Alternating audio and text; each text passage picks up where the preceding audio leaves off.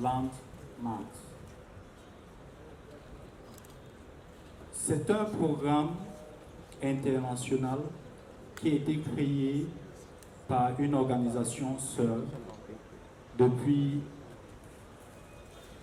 un peu plus d'une dizaine d'années aujourd'hui et qui invite des jeunes professionnels à une sorte de pédagogie alternative. Il s'agit ici de formation et nous savons combien, quand bien même nous sortons des écoles, nous avons besoin de mentors qui nous accompagnent dans nos pratiques pour la professionnalisation. Donc c'est un programme innovant en Afrique qui est gratuit, on peut le dire. Ce n'est pas la seule initiative.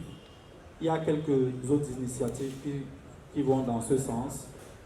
Et ce programme se fait à Douala. Pourquoi? Parce que Douala, dans son ADN, est dans cette question de formation aussi. Donc, Repère Landmark va s'appuyer sur les questions d'art public et l'organisation Sœur Raw Material Company a trouvé qu'il était important que les choses se fassent sur le terrain des opérations de l'art public. Et qui d'autre que cette vieille institution sur le continent d'initiative privée qui a planté de nombreux repères dans la ville de Douala. Donc, c'est un programme qui va durer 5 semaines avec 8 participants, 8 jeunes professionnels qui vont s'abreuver des expériences de 8 autres professionnels seniors, mais aussi de quelques invités professionnels établis de la scène locale, pas seulement doualaise. Nous sommes au Cameroun, nous allons essayer de nous approcher, ou bien de fréquenter et de découvrir, de leur faire découvrir la scène locale doualaise, mais aussi au-delà de la ville, par exemple à l'ouest, des initiatives qui y sont. Donc, je ne vais pas m'éterniser sur ce mot introductif. Je vais inviter la maîtresse des lieux, celle qui accueille cette session, donc la session 10 Raw Academy Landmark Repère est sous la direction de Douala. Et je vais sur ce pas inviter sur notre estrade la princesse Marilyn Douala Mangabel.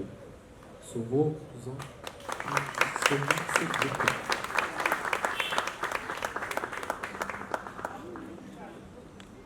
c'est la grande sœur, elle choisit où elle s'assoit, elle choisit où elle installe sa petite sœur. Sur ce, je vais inviter ici Madame Koyokuo, qui est la fondatrice de Raw Material Company, que vous connaissez tous, je présume.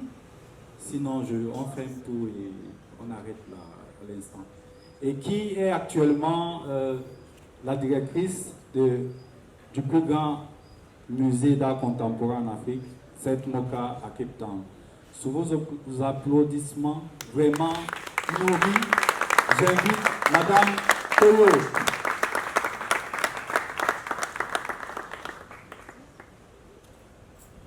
Donc, Koyo nous dira comment est-ce qu'est né ce programme, quelles sont ses ambitions avec ce programme, pourquoi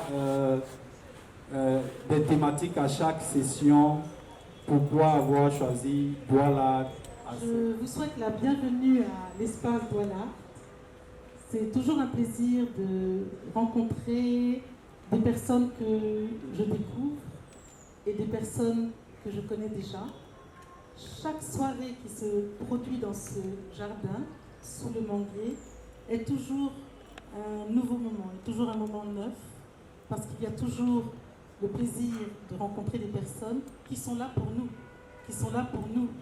eux et nous et eux. Et donc soyez les bienvenus.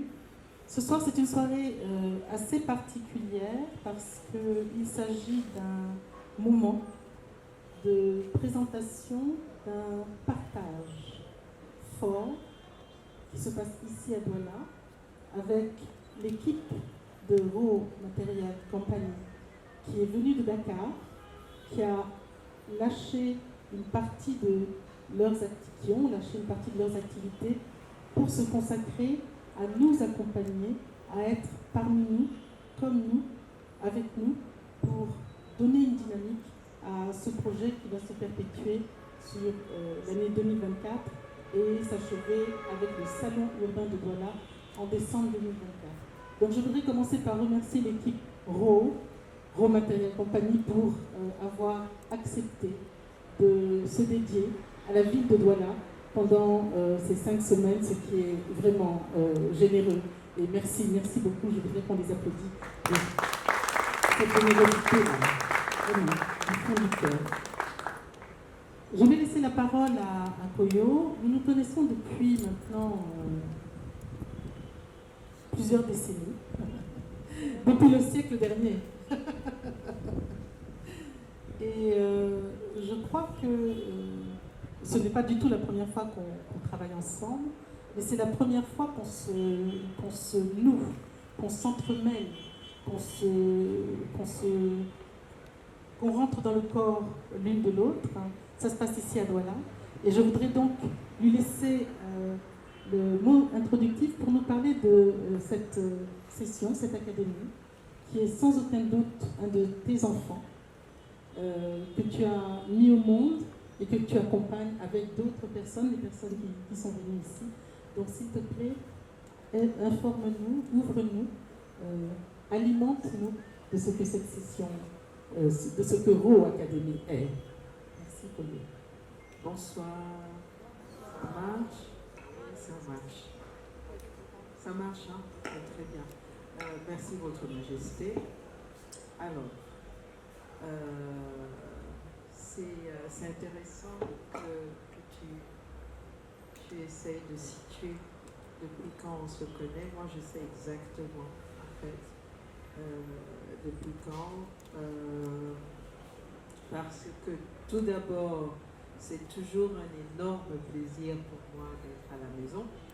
La maison, c'est la ville de Douala. Je suis née ici, j'ai grandi ici. Je suis toujours extrêmement heureuse et nourrie à chaque occasion que je peux revenir au Cameroun, surtout dans des contextes de travail où je peux partager ce que je fais ailleurs. Je me rappelle de l'année 1994. En 1994, j'étais venue à Douala pour la préparation du mariage d'une de mes cousines. Et je suis restée, en fait, il faut que je raconte l'histoire de manière beaucoup plus fournie. Donc, en 1994, à l'époque, je vivais encore en Suisse. Je venais de devenir mère, j'avais un petit garçon de 2 ans. Et j'avais l'intention de quitter l'Europe et de rentrer vivre en Afrique. Donc j'ai donc décidé de venir au Cameroun pendant un temps, de novembre-décembre 1994 à mai 1995. Je suis restée au Cameroun à cette époque-là. Et l'idée, c'était d'essayer de m'imprégner du contexte culturel et artistique de Douala, du Cameroun, et de voir dans quelle mesure je pourrais peut-être envisager de revenir m'installer dans mon pays. Et c'est dans ce contexte-là que j'ai fait la connaissance de Douala Art, où j'ai eu à assister à quelques manifestations.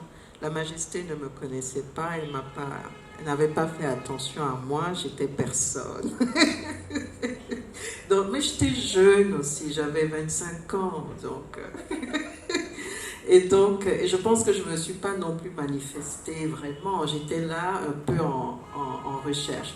Donc, je suis venue à ce moment-là et c'est comme ça que j'ai rencontré Douala et que j'ai trouvé que, waouh, voilà une initiative intéressante, voilà une initiative novatrice dans un contexte que, honnêtement, à l'époque, on pouvait que considérer de ravager sur le plan culturel et artistique en termes d'engagement institutionnel. Fascinant pour moi, en tant que jeune commissaire aspirante à l'époque. Donc c'est ainsi que, effectivement, j'ai fini de prendre la décision de rentrer en Afrique, mais je ne suis pas rentrée au Cameroun. J'ai choisi le Sénégal parce que le Sénégal m'avait choisi aussi. Et c'est à Dakar que j'ai vraiment nourri pendant de longues années cette envie de créer un lieu et créer un espace pour nourrir nos esprits. Parce que, en fait, tous ces centres d'art qui ont essaimé la scène culturelle, ou le paysage plutôt, artistique et culturel en Afrique dans les années 90, surtout au début des années 2000, c'est une pratique de création de lieux de vie et de lieux de liberté. Quand on arrive quelque part, on prend le temps de s'imprégner et de comprendre.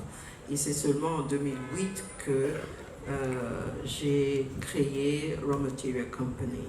Et en plus, au début, les 2 ou 3 premières années, plus même, 2008, on a ouvert l'espace physique quand? Ok, merci. Donc, les 3 premières années, nous avons fonctionné de manière assez itinérante, migrante, en collaboration étroite avec différentes autres organisations culturelles au Sénégal, à Dakar en particulier. Et c'est en 2011, au bout de la réalisation du fait que c'est bien beau de collaborer comme ça avec différentes institutions, de ramener ces idées dans d'autres maisons, mais ça ne nous donnait pas un ancrage institutionnel et même aussi une reconnaissance de notre travail. Raw a commencé avec une activité que moi je qualifie de vitale, c'est-à-dire le commissariat d'exposition. Et donc c'était important d'avoir un lieu qui vraiment est consacré à ça, que ce soit à l'interne en termes il y a de la production, hein, il y a de la recherche, il y a de l'écriture, il y a de la coordination. Tout ça, c'est un travail important. À la base, c'était aussi, personnellement, ce qui m'intéresse dans la pratique artistique, c'est ce qui l'a traduit,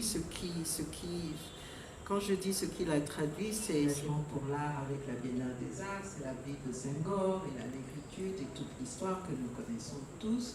Il n'y avait quand même pas vraiment un espace, à part la cour de Issassan de laboratoire Agita. De 2011 à 2015, on a eu une programmation très riche, très nourrie d'expositions, de publications, de résidences. Et à un certain moment, en 2015, notre action en tant que centre d'art à Dakar est de revoir en fait tout ce qu'on avait fait jusqu'à ce moment-là. Qu'est-ce que ça a apporté à la société sénégalaise, africaine et internationale, si vous voulez. Quelque chose qui est très connu dans le domaine académique, les professeurs d'université prennent des sabbatiques régulièrement au bout d'un nombre d'années pour se ressourcer, pour faire des recherches plus approfondies sur leur travail. Et j'ai estimé que pourquoi une institution ne peut pas faire une sabbatique aussi. Et c'est ce que nous avons fait. Quand je dis sabbatique, c'est qu'on a fermé au public. On n'avait pas de programmation pendant une année, mais on travaillait derrière. Et le travail qu'on a fait derrière, et je vais y arriver, c'est repenser notre programme. Et ce sur quoi on est tombé d'accord dans l'équipe, c'est que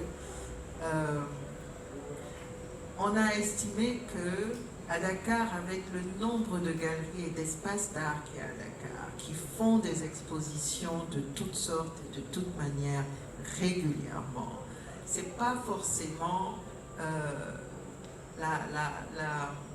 le commissariat d'exposition, le commissariat d'exposition de la manière soutenue qu'on le faisait à l'époque, n'est pas forcément l'axe le plus important de notre travail dans le développement de leur pratique artistique. Et c'est comme ça qu'en regardant aussi, en étudiant, en recherchant sur toutes les formes de programmes d'études indépendants qui existent, le programme d'études indépendants comme la Royal Academy, c'est rien de nouveau en tant que tel. Mais dans notre contexte africain, c'est quand même assez novateur. En étudiant tous ces programmes indépendants d'études dans le monde entier, hein, c'est pas seulement en Afrique, on s'est rendu compte que beaucoup de ces programmes sont souvent courts, et quand ils sont pas courts, ils sont plus longs, ils coûtent cher. Quand ils coûtent pas cher, ils sont inaccessibles pour beaucoup de jeunes Africains surtout.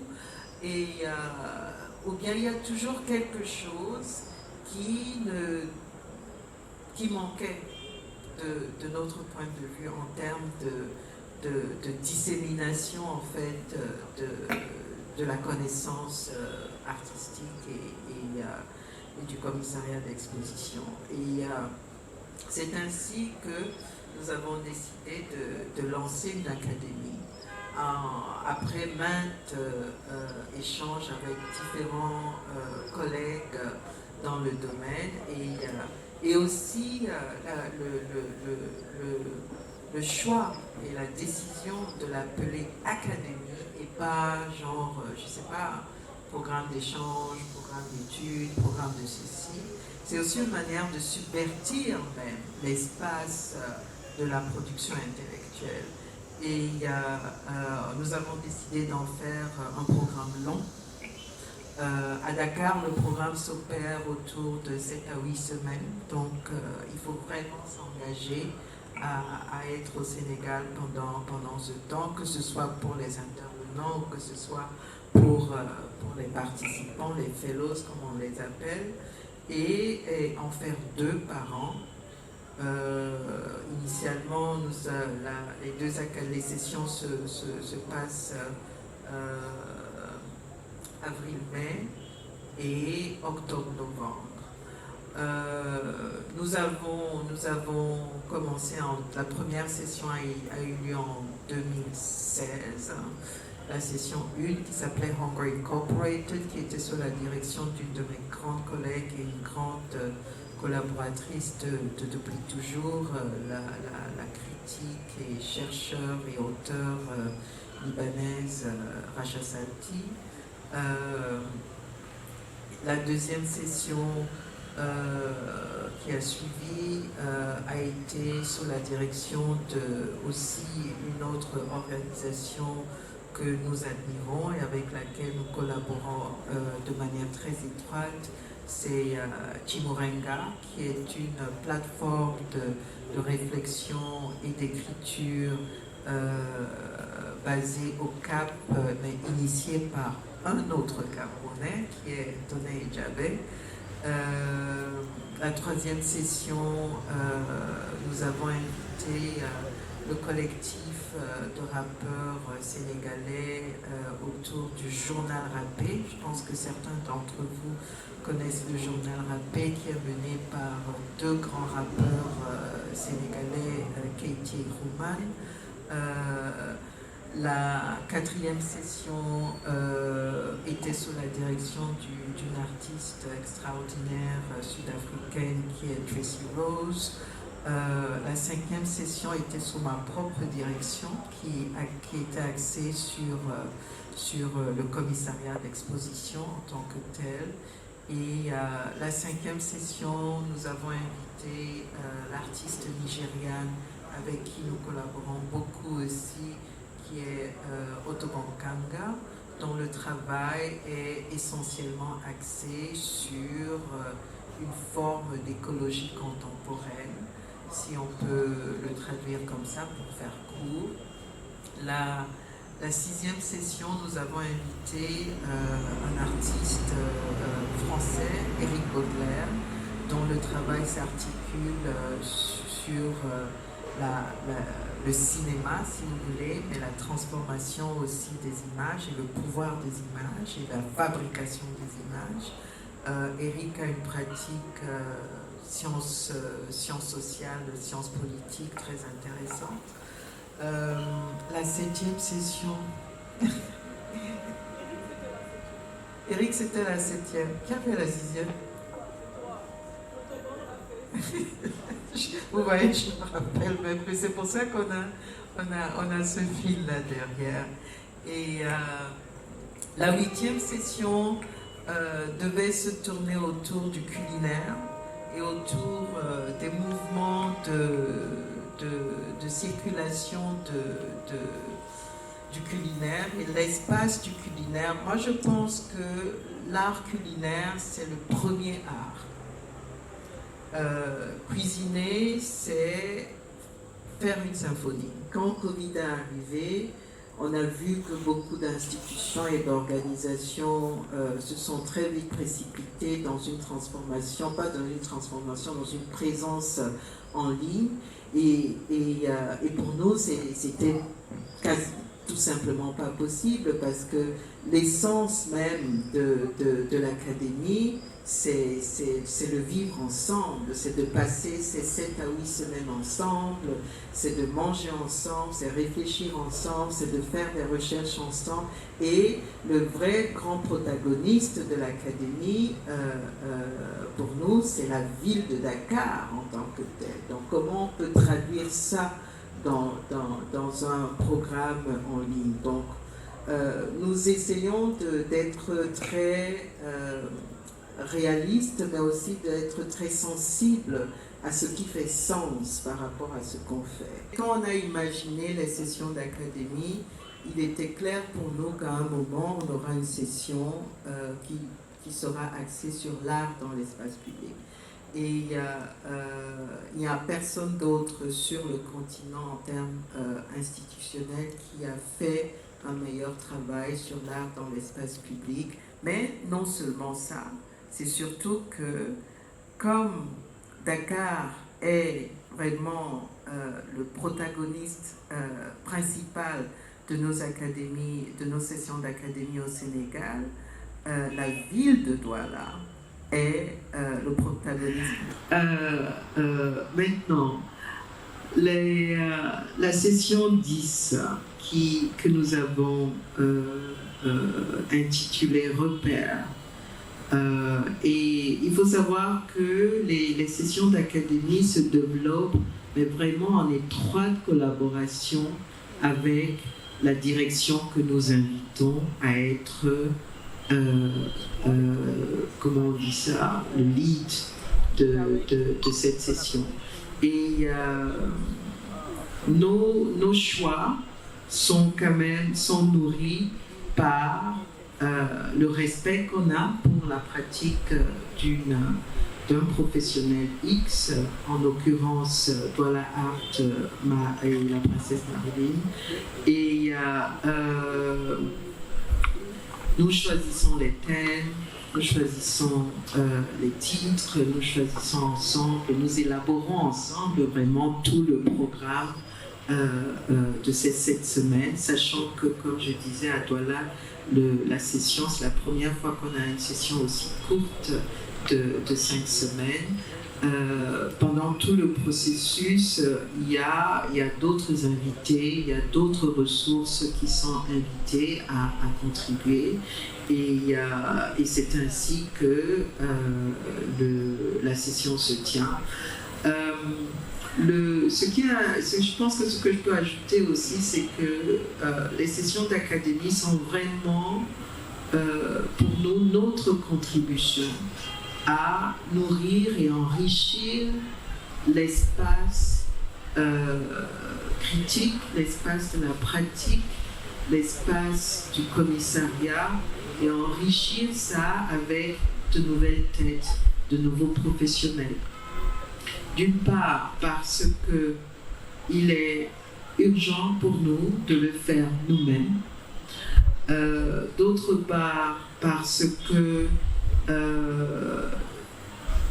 l'internationalisation et la panafricanisation, je dirais, de ce travail est une forme de seed, comment on dit seed, merci, de notre environnement culturel et de nos espaces. Nous choisissons toujours entre 8 à 10 professionnels. Tout à l'heure, les fellows et les participants de cette session vont se présenter rapidement. Ce qui est important pour nous, c'est que il y a toujours un grand nombre de jeunes professionnels africains, parce que c'est important, mais ce n'est pas que des professionnels africains qui participent aux sessions. Les jeunes professionnels viennent des États-Unis, de l'Asie, du Brésil, de l'Indonésie, de partout, ce qui nourrit cet entre-soi-là pendant ce temps d'académie continue bien au-delà du temps de l'académie. Ça, c'est un. Donc, c'est la mise en réseau, la mise en contact, la création, la possibilité de créer des liens professionnels, d'une part. Deuxième chose, c'est que la session d'académie, c'est un programme où nous essayons de donner un espace de réflexion à des jeunes professionnels qui sont déjà d'une manière ou d'une autre dans l'activité, mais qui sont jeunes dans leur activité, et leur donner la possibilité d'être exposés à des professionnels, à des gens qui sont dans leur activité professionnelle, des vétérans depuis de longues années qui ont fait leurs preuves, et aussi leur donner la possibilité effectivement d'avoir du mentorship et de créer ces relations qui très souvent durent très longtemps. On est en 2023, c'est la 6e année des académies. Les groupes WhatsApp des anciennes sessions sont encore très actifs. Il y a eu énormément de cross-pollination comme ça, et d'échanges et de projets qui sont nés, des relations qui ont été tissées dans les différentes académies, et souvent même d'une académie à une autre, parce qu'il y a souvent des participants qui ont fait 1 ou 2 sessions différentes. Et voilà, c'est vraiment ça. Et là, on est vraiment à Douala pour avoir un focus sur comment est-ce qu'une organisation culturelle, artistique, influe sur la transformation, la métamorphose d'une ville comme Douala. Et merci beaucoup. Je vais m'arrêter là pour le moment.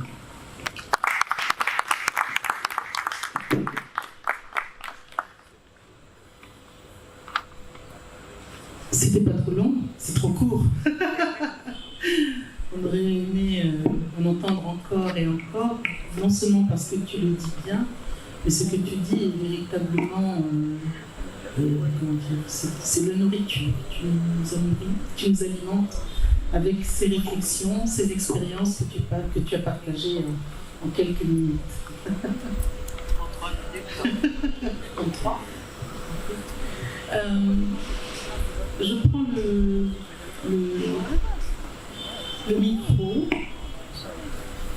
pour partager avec vous. Je vais faire aussi freestyle comme Koyo, mais il y a quelque chose, un phénomène que certains d'entre vous connaissent très bien et que d'autres connaissent peu. C'est le salon urbain de Douala.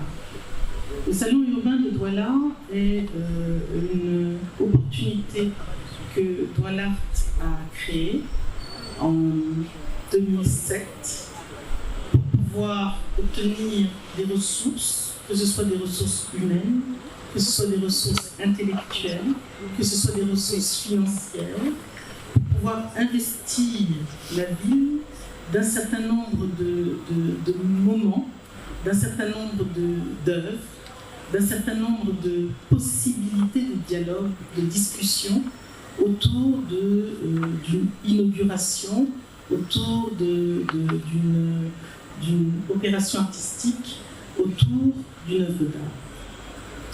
Le Sud 2007, qui était une recherche sur la ville dans tous ses états, ça s'est appelé comme ça, on ne connaissait pas, on ne savait pas par quel bout prendre la ville. Le Sud 2007 nous a donné l'opportunité d'interroger la ville de Douala que nous ne connaissons pas. Jusqu'à aujourd'hui, on a du mal à la connaître. Je mets quiconque au défi de dire qu'il connaît la ville de Douala, mais ça nous a permis de faire apparaître certains éléments qui participent à la vie quotidienne et de les fixer par des œuvres. La nouvelle liberté qui est au rond-point de Daïdo, de l'artiste Joseph-Francis Souminier, a été inaugurée très officiellement par la ville de Douala, par le délégué du gouvernement à l'époque, à l'occasion du Sud 2007. Et il y a toute une série d'autres œuvres qui ont été inaugurées. Certains d'entre vous connaissent peut-être les garde-fous de la passerelle de Senghor 3. C'est très caché, c'est à l'intérieur d'un quartier. Et il y a toute une série d'autres œuvres qui ont été offertes. En 2007, la ville dans tous ses états. En 2010, l'eau et la ville de Douala est née de sa relation à l'eau. Le port s'est établi dans la ville de Douala parce que les colons ont considéré que cet accès à l'eau devait devenir un accès commercial et ont transformé un village de pêcheurs en une ville à dominante économique. Mais l'eau et la ville nous a permis de nous réapproprier ou de remettre au bout du jour toutes les mythologies liées à l'eau, Mamiwata, les Miengu, etc. Et donc, l'eau et la ville nous a permis d'aborder aussi les inondations, la maltraitance des habitants de cette ville à cause du climat et aussi des infrastructures inappropriées qui n'arrivent pas à se démultiplier en fonction de la croissance démographique dans la ville. En 2013, c'était Douala Métamorphose. Comment il y a une personne que vous allez rencontrer, le fellow, qui s'appelle Daniel Diouta, qui est une architecte, qui nous a beaucoup parlé à un moment donné du palimpseste. J'ai appris ce mot-là. Le palimpseste, c'est comment des couches se superposent les unes sur les autres et disparaissent les premiers éléments. Le palimpseste, c'est vraiment la disparition de quelque chose pour que autre chose apparaisse. Et dans cette ville de Douala, il y a des métamorphoses. On a l'impression que nous sommes dans une continuité, mais en réalité, nous sommes dans une évolution. Et Douala Métamorphose a été un moment très intéressant pour où justement des artistes ont investi des lieux, des espaces, en nous faisant découvrir une autre réalité de cet espace, de ce lieu, ou de cette manière de vivre des habitants dans la ville. Et le Sud 2017, la dernière édition, portait sur la place de l'humain. Nous sommes tous conscients que vivre à Douala n'est pas simple. Traverser la ville de Douala à pied, en voiture, est une gageure parce que la croissance démographique crée un surpeuplement, des conditions de vie très difficiles.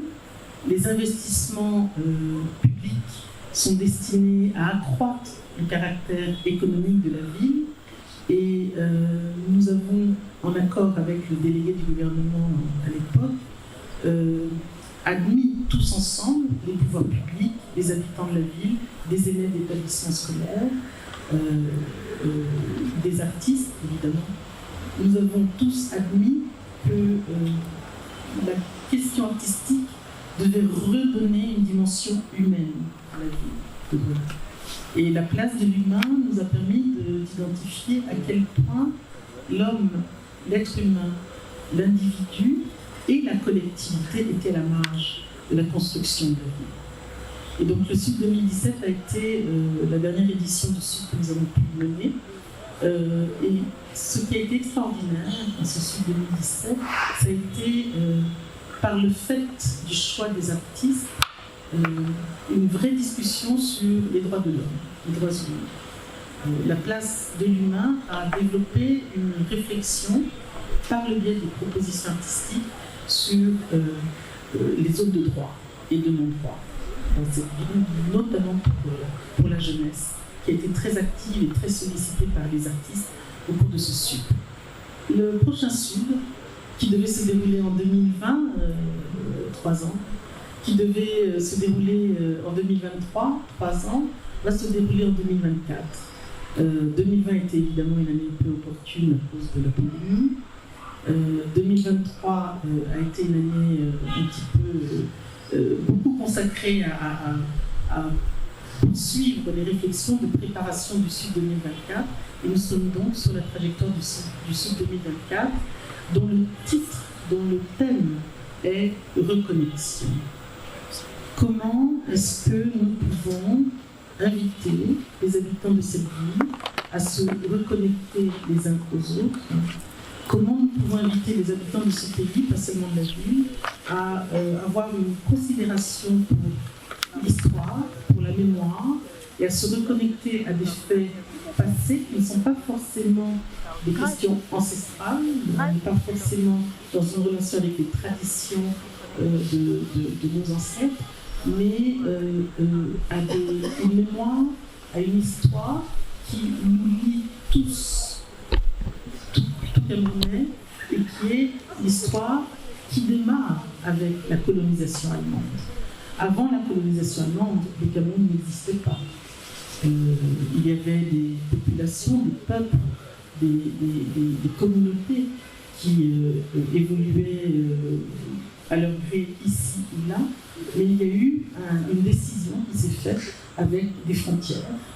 Et ces frontières, ce sont des colons allemands qui les ont établies pour le Cameroun, comme des colons français les ont établis pour d'autres pays, et britanniques pour encore d'autres pays. Sans parler des Hollandais, enfin vraiment la balkanisation de l'Afrique, c'est la conférence de Berlin en 1987. Donc reconnexion, comment on se reconnecte à un passé qui nous lie les uns aux autres, et que finalement nous sommes en train d'oublier parce que nous n'avons pas d'encadrement, j'allais dire intellectuel, d'encadrement politique qui nous permettent de nous approprier de ce passé historique. Reconnexion, c'est aussi comment nous pouvons nous mettre dans des trajectoires entre hier, aujourd'hui et demain, comment nous pouvons créer un lien entre ce que nous avons été à un moment donné, ce que nous sommes aujourd'hui, et comment ce que nous sommes aujourd'hui peut nous mettre en perspective de ce que nous pouvons inventer pour demain. Et l'invention est sans doute le mot-clé, le maître mot de ce que nous sommes en train de fabriquer ensemble avec Matériel Compagnie et avec la Ho Academy.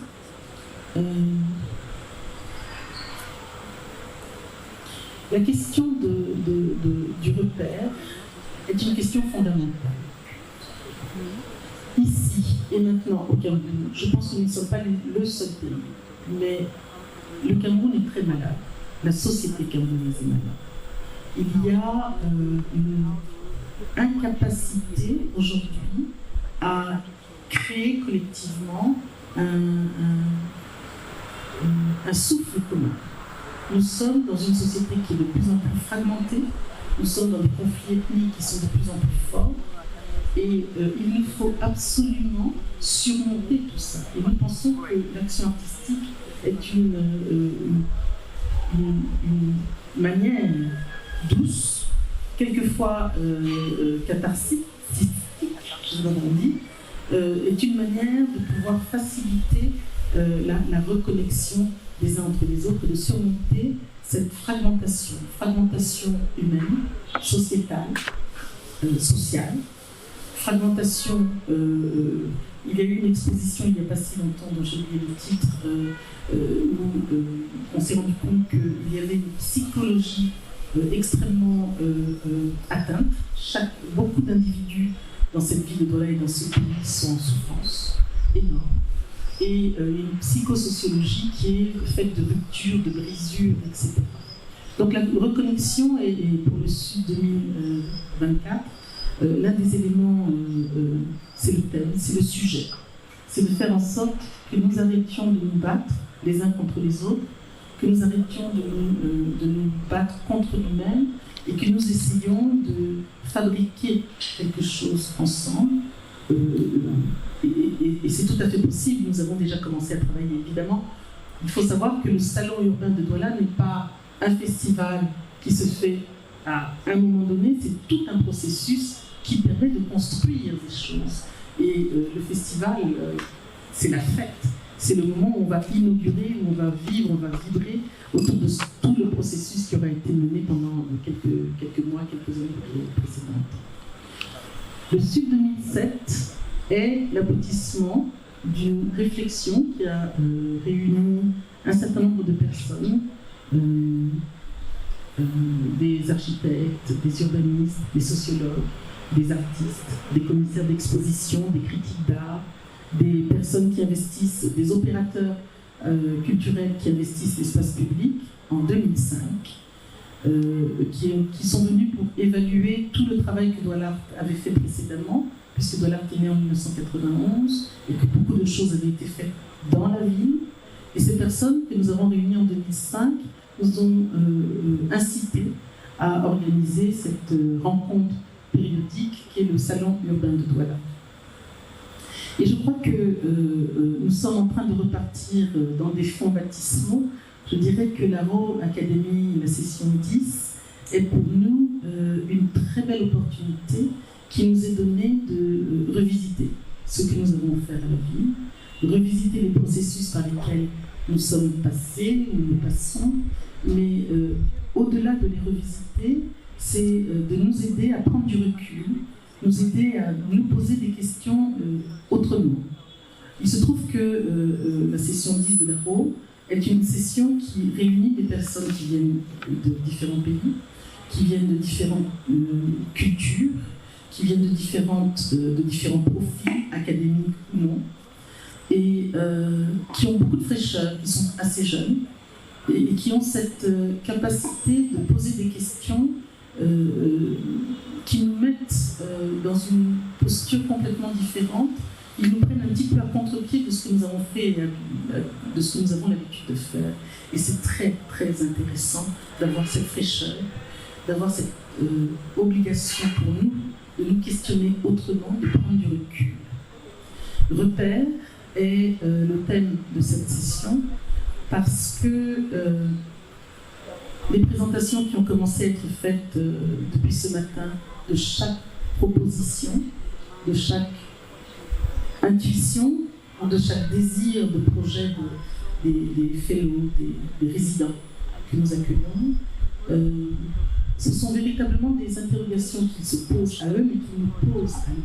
Mais aujourd'hui, ce que nous sommes en train d'inventer ensemble, ça va être probablement, et ça je crois que nous avons commencé à échanger là-dessus, une nouvelle narration, une nouvelle approche, une nouvelle compréhension de la ville de Douala, autrement que par des espaces physiques. Il y a beaucoup de nos fellows, de nos résidents, qui ont envie d'aborder la question de l'espace, du lieu. Et le lieu qui n'est pas forcément fixé par une œuvre d'art est sans aucun doute, et dans cette ville de Douala, il y a sans aucun doute beaucoup de lieux, de pôles, de convergence, de différentes différentes personnes, et aussi de différentes énergies, de différentes manières d'habiter le lieu. Et c'est tout ce travail-là, ce sont de nouveaux repères que nous allons sans aucun doute découvrir grâce à la manière dont les différents invités, nos fellows, vont creuser, enrichir. En même temps que creuser, c'est combler par des questionnements, mais aussi par des recherches de réponses. Nous sommes en train de vouloir participer, veut participer à une réparation, comme on le dit en psychologie. On veut aider, accompagner les habitants de cette ville à cicatriser, parce que nous sommes quand même dans une période très difficile, très difficile. Celui qui n'est pas d'accord lève la main. Je lui pose la question, si c'est pas difficile, on est où? Qu'est-ce qui se passe? Nous sommes dans une période très difficile, je pense qu'il y a de vraies douleurs, il y a de vraies incompréhensions, il y a de vraies ruptures de communication. Et cette session va être l'équivalent du symposium Ars et Urbis que nous avons fait en 2005, c'est-à-dire qu'elle va nous permettre de canaliser nos regards, nos énergies, celles des artistes qui vont être invités à créer, celles des artistes qui sont au sein de l'académie. Elle va nous aider à véritablement enrichir la ville de Douala avec des traces qui ne seront pas forcément tangibles, mais avec une cartographie de repères tangibles ou intangibles dans la ville de Douala. Je voudrais remercier la manière dont cette académie a été construite. Comme l'a dit Koyo, c'est une construction, c'est une mutualisation, je dirais, avec ce que Ro a de particulier, qui est une approche un peu plus intellectuelle que de l'art. La naissance de Ro s'est appuyée sur les observations que Koyo a pu faire dans les différents lieux qu'elle a fréquentés, approchés, et elle a comblé un des vides qui existait dans ces institutions-là en approchant par le livre, par la connaissance, par une approche assez intellectuelle qui alimentait une pratique. Nous avons une pratique et nous avons peu de regard intellectuel sur la pratique de Douala. Donc le Ro a cheminé par l'autre bout. Et c'est très intéressant. Et une des raisons pour lesquelles je suis très contente que nous ayons accepté de les incorporer dans notre programme, dans notre projet, c'est que vous savez comment ça se passe quand vous êtes dans une entreprise, dans une action. Vous avez le nez dans le guidon, vous êtes en train d'avancer pour vous j'y arrive, vous essayez d'avancer, vous contre vents et marées, et vous n'avez jamais le temps de prendre le recul nécessaire et suffisant pour se dire ah tiens, il y a beaucoup de choses qui ont changé, comment j'apporte des réponses. Nous n'avons pas eu l'année sabbatique, et la ville de Douala, du point de vue culturel, a énormément changé. 1991-2023, ce n'est plus la même ville. Il y a eu beaucoup d'organisations, de structures, de naissance d'actions, d'opérations, d'opérateurs artistiques et culturels. Et grâce à l'académie, grâce à cette session, nous allons vivre des moments avec ces opérateurs. Nous allons aller à leur rencontre, c'est-à-dire que dans leur manière de nous faire avancer, de nous faire réfléchir à ce que nous sommes, de nous faire réfléchir aux repères, nous invite à nous connecter avec les autres organisations, les autres opérateurs, les autres acteurs artistiques et culturels, non seulement dans la ville de Douala, mais aussi à l'extérieur de cette ville.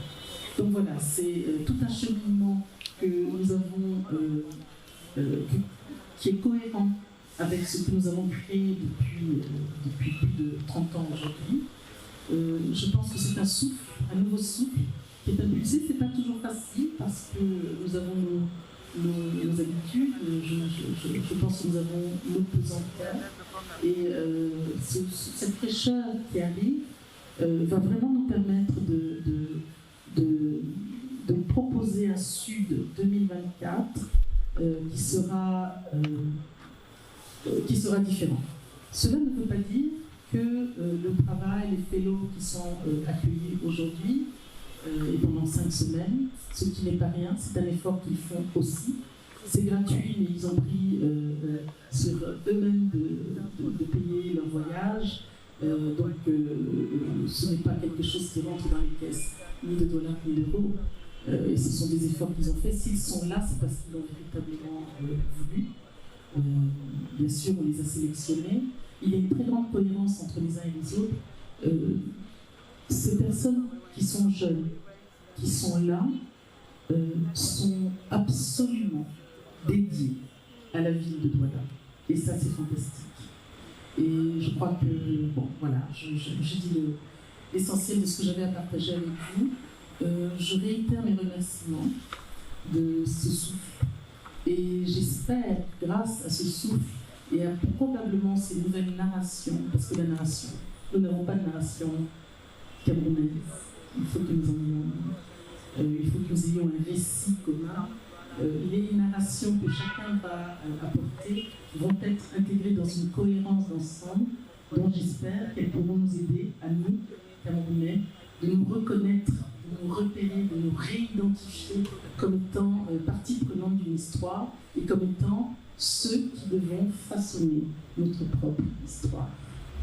Je vous remercie.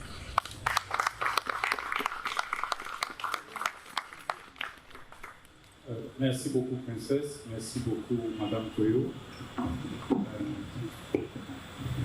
Je vais juste ajouter un petit complément en ce qui concerne les participants. Nous avons aussi des intervenants qui vont venir apporter de l'eau à cette question de repère, parce qu'ils vont partager leur expérience avec nos jeunes professionnels. Et les éléments qu'ils vont partager vont contribuer aussi à alimenter, sous la forme de symposium, cette question de repère. Donc, merci beaucoup. Avant de... J'aimerais, merci de rappeler ça. Il y a toute une liste d'intervenants qui vont venir d'un peu partout, du Sénégal, du Maroc, de l'Afrique du Sud, de Douala aussi naturellement, et autres. Mais j'aimerais à ce moment, en tout cas, merci pour ton introduction. Vraiment remercier aussi l'équipe de Raw Material Company. La nouvelle directrice de Raw Material Company est là. Elle a un petit bobo au pied, mais...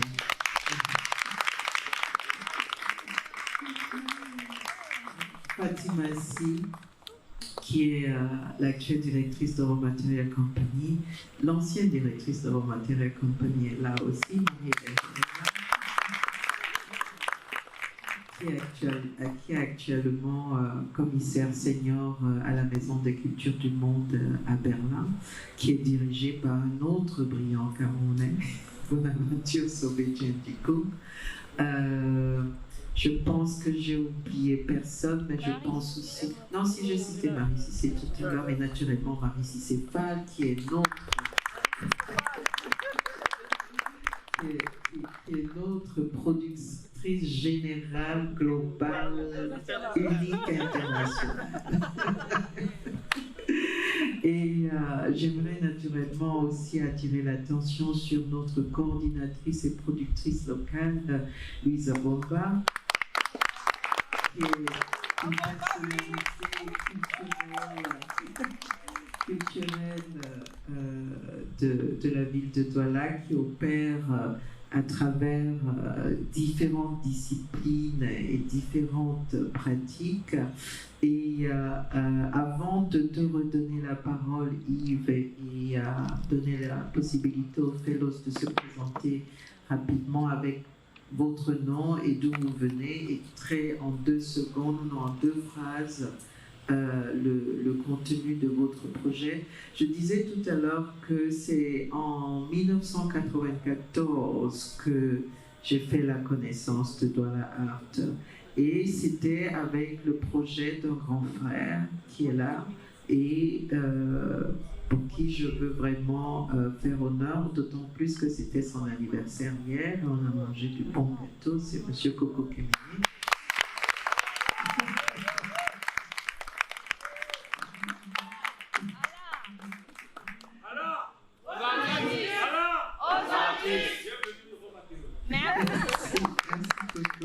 Et c'est pour une fois que je suis là, je tiens naturellement aussi, on parle toujours naturellement de travail, mais l'environnement artistique est un environnement fluide, c'est un environnement de réflexion où le travail, la famille, les amis deviennent vraiment un espace. Je tiens énormément à remercier ma tante. Tout le monde pense que c'est ma copine ou que c'est ma cousine, mais c'est ma tante, Madame Domeko Georgette.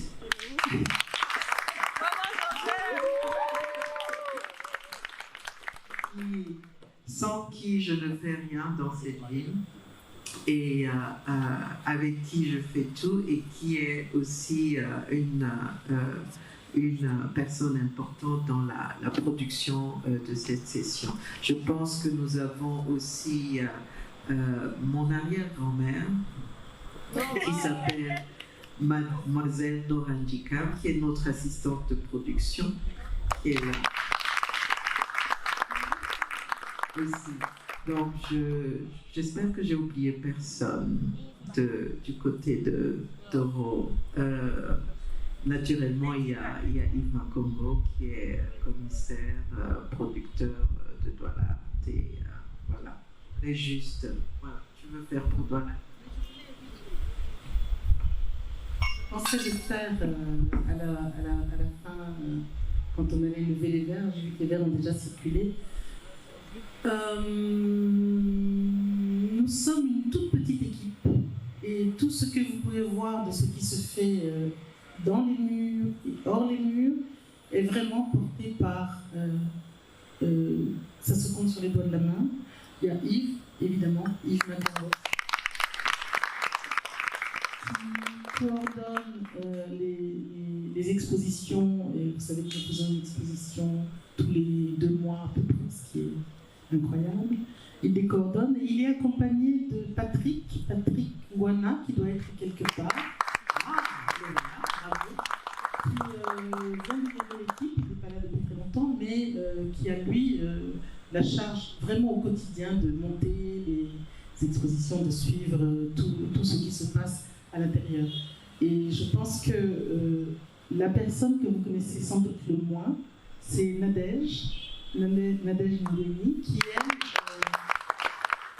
vraiment la courroie de transmission entre l'équipe artistique et les artistes et ce qui se passe dans les quartiers, parce que on parle d'art public, on parle d'art dans l'espace public, et nous parlons beaucoup de l'art dans l'espace social urbain. Et l'espace social urbain, c'est là où vivent les gens, et pour pouvoir inviter des artistes à agir, à intervenir, à co-agir avec les habitants des quartiers, il faut des médiations, et Nadège est une des médiatrices socioculturelles, médiatrice socioculturelle de Douala. Il y a Ismaïl qui n'est pas loin. Ah le voilà. Lui est plus médiateur culturel, donc qui accueille les personnes ici et qui s'investit énormément. Il est le dernier rentré au sein de l'équipe, et il organise, il accompagne sous la supervision de Nadège pour le moment les visites guidées dans la ville. On offre des œuvres d'art, on offre des balises pour les bâtiments anciens, et Ismaïl participe à partager tout ça avec les visiteurs. C'est intéressant ce que je suis en train de dire, je suis contente. Je voulais dire, c'est très important pour nous, lorsque l'on a imposé des œuvres dans la ville, celles qui subsistent, celles qui survivent, doivent continuer à vivre.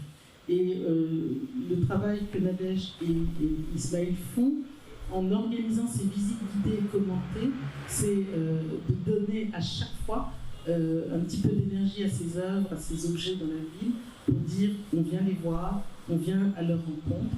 Et dans les quartiers, c'est une manière aussi d'inviter les habitants des quartiers à devenir des puissances d'accueil et de faire en sorte qu'ils sortent de leur enclave de quartier. Et donc Nadège et Ismaël sont les personnes. Ismaël pour le culturel, l'art public, et Nadège pour l'art dans l'espace social urbain. Et je ne voudrais pas oublier Brenda qui travaille d'ailleurs avec Nora sur les questions de communication. Elle est aussi assez jeune dans l'équipe, mais j'ai entendu beaucoup de choses de retour sur oui, vous commencez à communiquer un peu mieux là.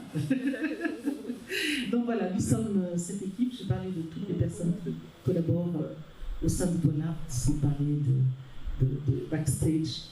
Voilà. Et toute cette opération avec la RO a été une opération de mobilisation de nos ressources parce que, alors pour vous qui venez du Sénégal et d'ailleurs, ça a été compliqué. Ça a été jour et nuit. Ici, ça a été jour et nuit aussi parce que c'est totalement nouveau. Cette académie, cette manière d'appréhender les choses, cette rigueur que vous avez, elle est très différente de la manière dont nous avons, nous, l'habitude de travailler. Et c'est un enrichissement mutuel. Donc voilà, c'est deux équipes sœurs, frères et sœurs, on va dire.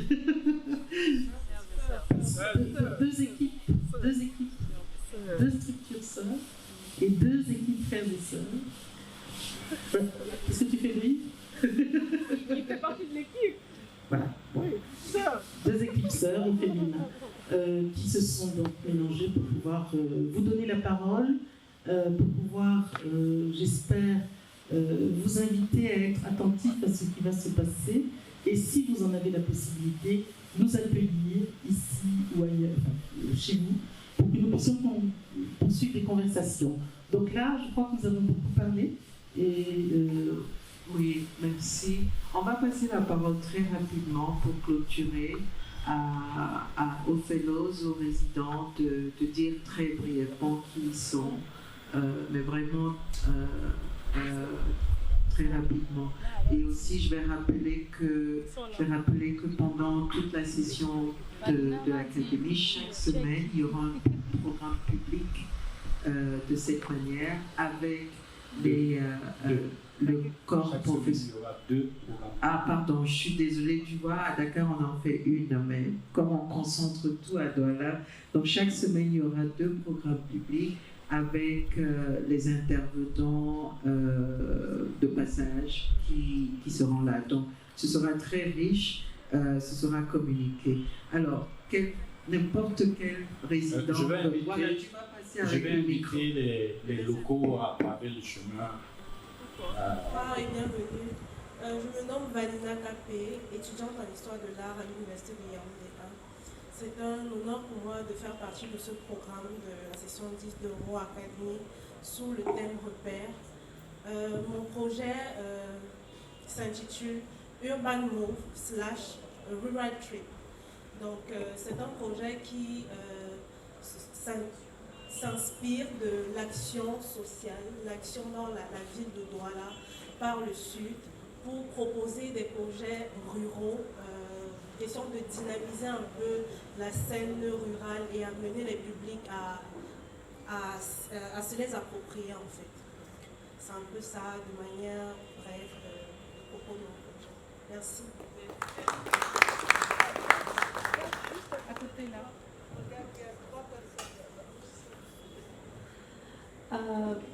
Bonsoir tout le monde, je suis Eugénie Char. Je viens de New York aux États-Unis et mon projet ici est, bon, j'essaie d'examiner la tension entre l'environnement, l'espace public et voilà, beaucoup d'autres choses et bon, c'est un honneur d'être ici, donc merci beaucoup.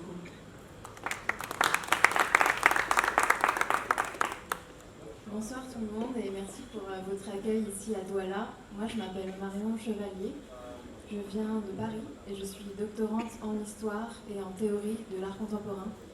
Je travaille sur des questions de la participation du domaine artistique à la sphère publique.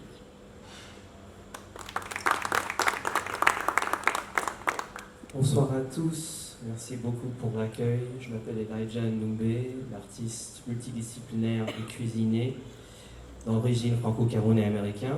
Et je suis ici pour approfondir mon projet Bienvenue à ma table qui s'intéresse autour de la cuisine et d'engager des questions de transmission de savoir, de patrimoine et de culture partagée, notamment autour de l'Indolais, et de ancrer ça dans le contexte de Douala et en conversation avec les acteurs locaux. Merci. Bonsoir tout le monde. Moi c'est Vanessa Mbarga, étudiante chercheur à l'université de Yaoundé 1. Je tiens déjà à remercier Raw Academy, Raw Material et Douala Art pour l'accueil chaleureux. Alors, moi je suis fellow à la section 10 Raw Academy, repère. Et dans le cadre de ce programme, j'ai proposé un projet qui aborde la question de conservation et de pérennisation des œuvres produites par le Salon urbain de Douala. Donc, je vais déjà travailler sur les questions de transmission, les questions de conservation des œuvres et c'est le but de ma présence ici. Bonsoir à tous, merci de m'accueillir et merci pour cette très belle opportunité que m'offre la Raw Academy par sa session 10 sous la direction de Douala Art. On m'appelle Bienvenue Foto, artiste visuel qui vit et travaille à Douala au Cameroun. Et dans le cadre de ce projet, de cette académie, mon projet s'intitule From the Roots. Et en fait, j'interroge ou alors je suis axée sur la pratique de la médecine traditionnelle dans les espaces publics, spécifiquement les marchés. Et j'essaye de voir comment est-ce que cela modifie et crée de nouvelles habitudes et surtout les nouveaux repères en fait que cela peut créer, au-delà des repères économiques, géographiques. On a également les repères socio-économiques, idéologiques et peut-être mémoriels. Bref, ce sont des questionnements que je compte naturellement explorer tout au long de cette session. Merci infiniment. Hello, good evening. It's really wonderful to be with all of you here at Douala. My name is Avni. I am originally from India, but I'm currently a researcher and curator at the University of Cambridge, where I'm completing my PhD. In terms of my project at the Royal Academy, I will say hope because we're in week 1, I hope to look at how we can build fairer ways to document and occupy cities by incorporating people's histories and alternative archives into the project of cartography. Thank you. Bonsoir tout le monde, je me nomme Tangrâce Dorothée, artiste visuel qui vit et travaille à Douala. Dans le cadre de la session 10 de Raw Material, Raw Academy, mon projet est autour du Juju du rond-point d'Edo. Les questions que j'aborde dans le cadre de cette académie sont de repenser la vie du monument du rond-point d'Edo, c'est de s'interroger autour de la connexion et des conversations avec les populations pour pouvoir savoir quel est l'état des lieux, quel est le bilan 27 ans après l'implication du monument du rond-point d'Edo. Donc ce sont des questions qui sont soumises dans le cadre de l'académie afin de pouvoir apporter des éléments de réponse, mais de réfléchir aussi ensemble quels sont les éléments de réponse ou quelle est la suite 27 ans après. Merci. Okay. Après cette brève présentation, nous allons garder le micro ici, si vous le souhaitez bien, pour des réactions, des questions de clarification. Nous vous prierons de vous présenter et d'adresser brièvement votre question ou votre intervention et préciser à qui vous l'adressez. Merci. Le micro, à qui veut le prendre? avec le recul sur la production des œuvres d'art public dans le cadre des Sud, quel est l'état des lieux? Est-ce que vous partagez une certaine peur pour leur santé, au moins du point de vue physique? Est-ce qu'il y a une perspective d'une émotion joyeuse pour les prochains Sud? Merci. Mais bien sûr que investir tant d'argent, tant d'énergie, faire venir des artistes internationaux et locaux pour travailler sur une relation artiste, œuvre et habitant. Nous aimerions que ces œuvres durent le plus longtemps possible.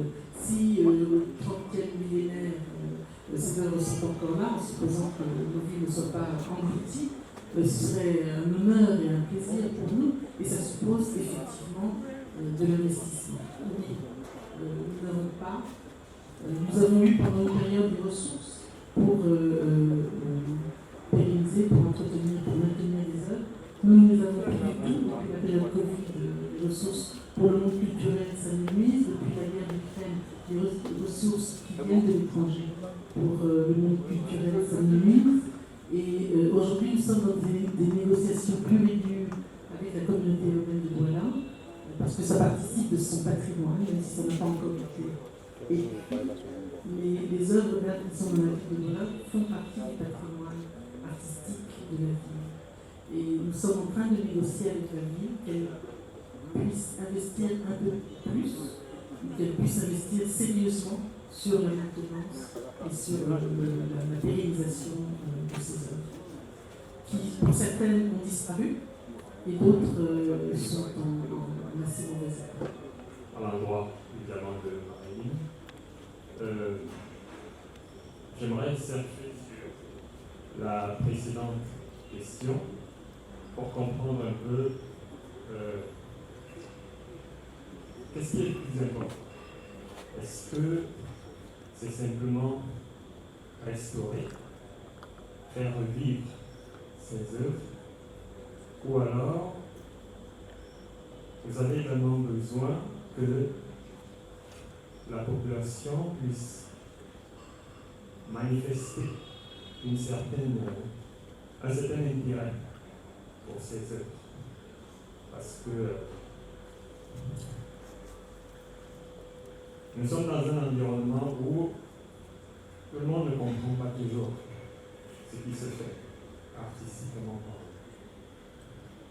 Voilà ma question.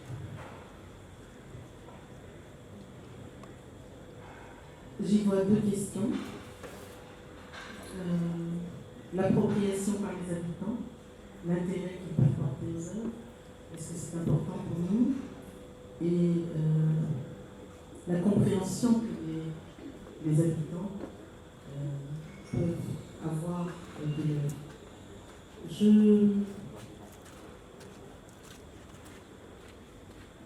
Je disais tout à l'heure, au bout d'un moment, l'œuvre d'art qui est inscrite dans un espace physique disparaît parce qu'on ne la voit plus toujours. Elle s'efface petit à petit. Elle n'est plus l'événement, elle est l'habitude. Mais j'ai un signe qui me montre que quelque chose s'est produit, et c'est ça qui est important.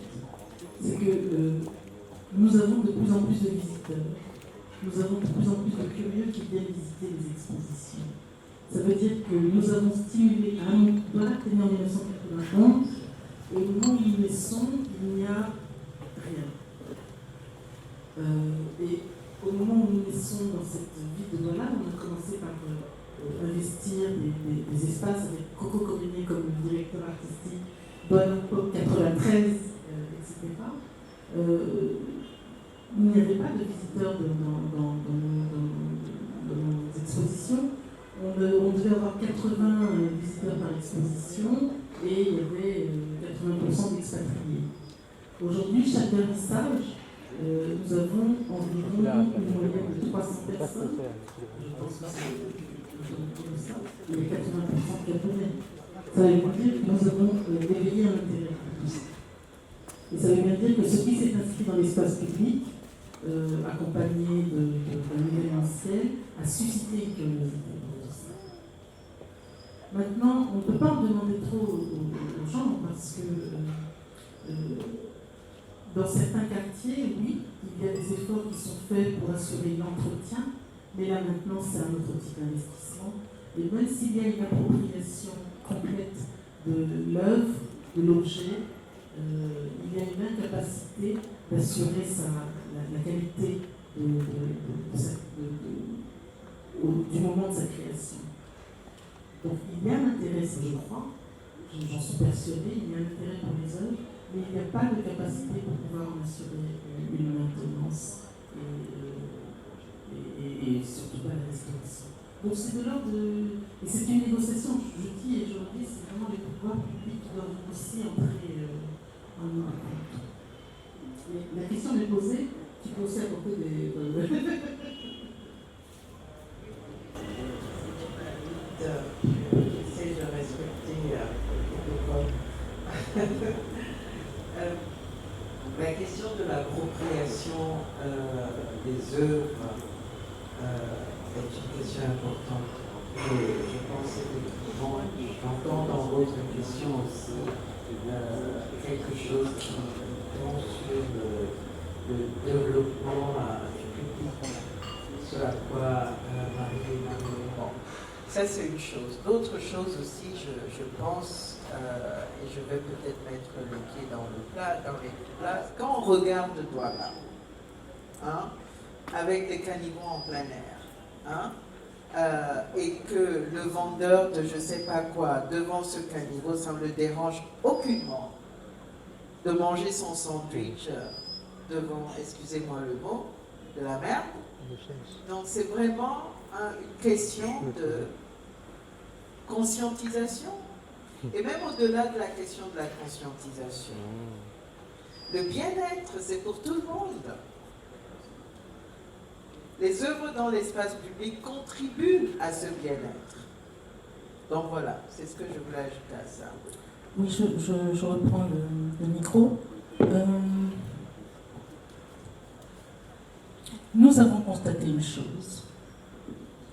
Quand il y a eu des émeutes de rue, notamment en 2008, ici à Douala, et qu'il y a eu beaucoup de destruction d'éléments dans l'espace public, aucune, je dis bien aucune des œuvres d'art que Douala a offertes ou des monuments qui existent dans cette ville n'ont été détruits. Et pourtant, autour d'eux, il s'est passé pas mal de choses. Donc, je crois qu'il y a cette appropriation, il y a ce respect de l'œuvre qui n'est pas imposé, mais qui est véritablement spontané. Les seules œuvres qui étaient un petit peu vandalisées, c'est Paille, la forêt de Pagaie, parce qu'il y avait du métal, et que le cuivre et le métal ont été récupérés par les récupérateurs de métaux.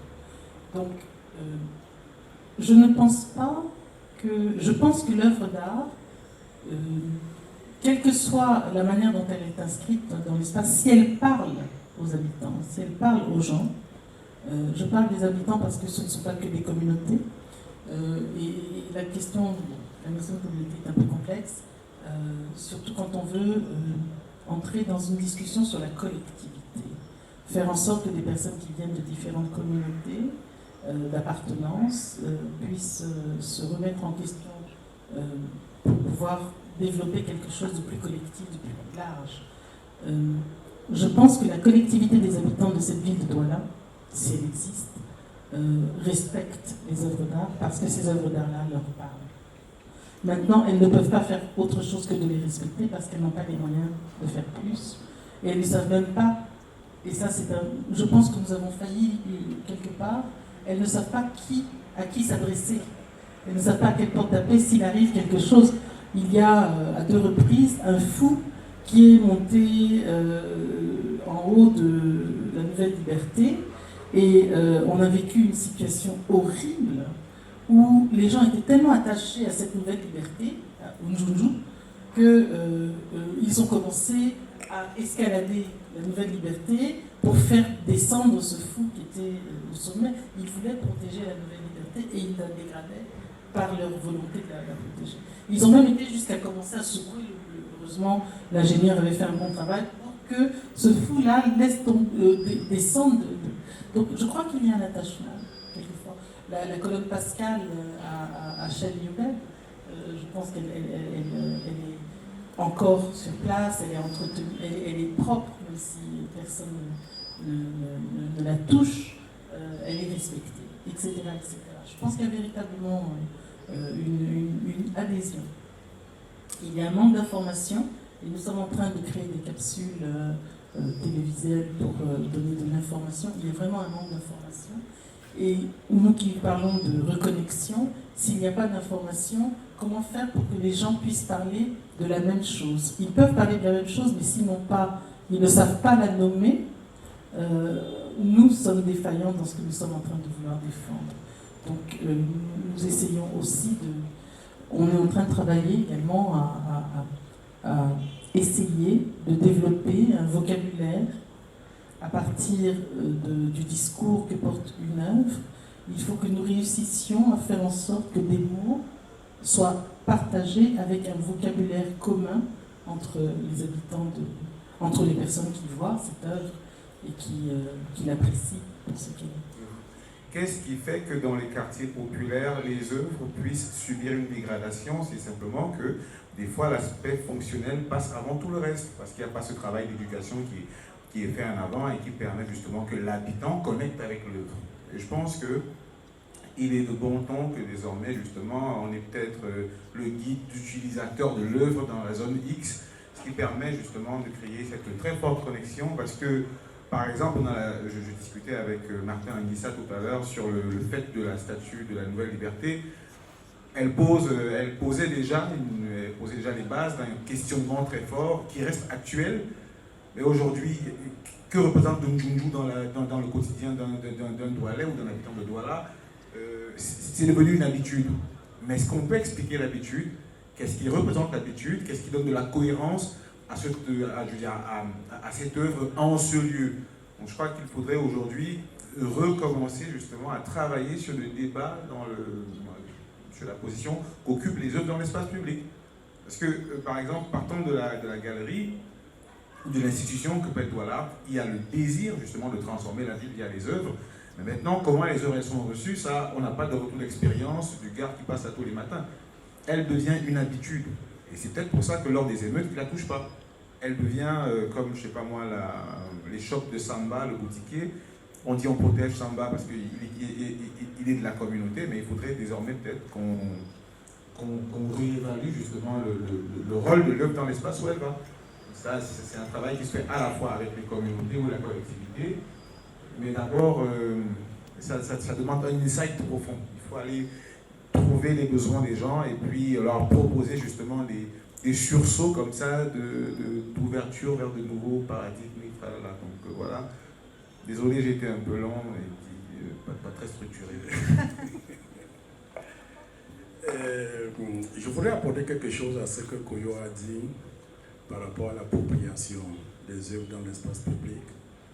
Pour dire que je pense qu'il faut contextualiser. La fontaine dont Marilyn parlait tout à l'heure, qui se trouve à Dorbassi, c'est dans une zone où je ne suis pas sûr qu'une fois que certains ont mangé le matin, ils sont sûrs déjà qu'ils pourront manger à midi. Donc, et c'est comme ça, je crois, au minimum, je n'exagère pas, pour 70% de ceux qui sont dans cette zone. Donc je pense que leur demander déjà qu'ils ne savent pas s'ils vont manger à midi, leur demander en plus de penser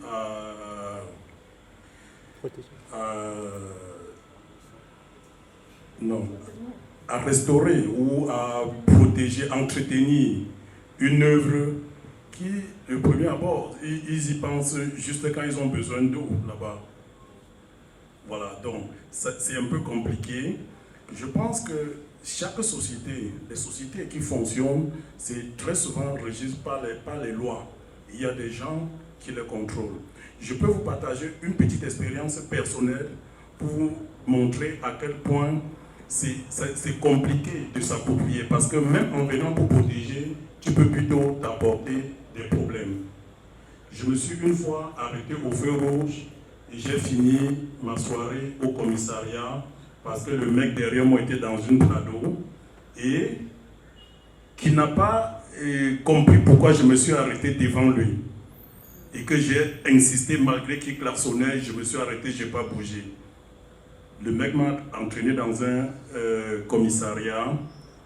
J'ai passé la nuit parce qu'il a dit au commissaire, je porte plainte, je reviens, et il s'est présenté, il est parti, il ne peut jamais repasser. J'ai passé la nuit là, je suis parti le lendemain. Donc, tu peux dire à quelqu'un, non, cette œuvre, tu ne peux pas faire pipi là, et puis tu te retrouves ailleurs parce que la société ne fonctionne pas normalement. Je crois que c'est Richard Bona qui disait, si on t'explique le Cameroun et que tu comprends ce qu'on te l'a mal expliqué. Donc, demander à ce genre-là de venir défendre, non, je pense que c'est un peu comme il faut contextualiser. C'est ce que je voulais ajouter. Merci. Prochaine, tous les mercredis et vendredis, et ce jusqu'au 3 novembre, nous aurons des présentations publiques, des intervenants qui viendraient entretenir nos participants à cette 10e session de la Haute Académie européenne Smart. Le premier, ce sera Barthélemy Togo, chez qui nous allons séjourner ce week-end. Ensuite, Akin Smith, ensuite Hicham Bouzid, Tessa Bahama, Jean-Charles Tal, J. Pater. Donc, en dehors de ces différents intervenants, nous aurons pas mal d'acteurs de la scène artistique, pas seulement artistique, mais de la scène culturelle camerounaise qui seront invités à présenter leurs pratiques, à partager leur vécu avec nos participants. Donc, sur ce, je vous souhaite une agréable soirée, et fin de soirée, et un bon retour chez vous. Donc, merci beaucoup et bonne soirée à tous.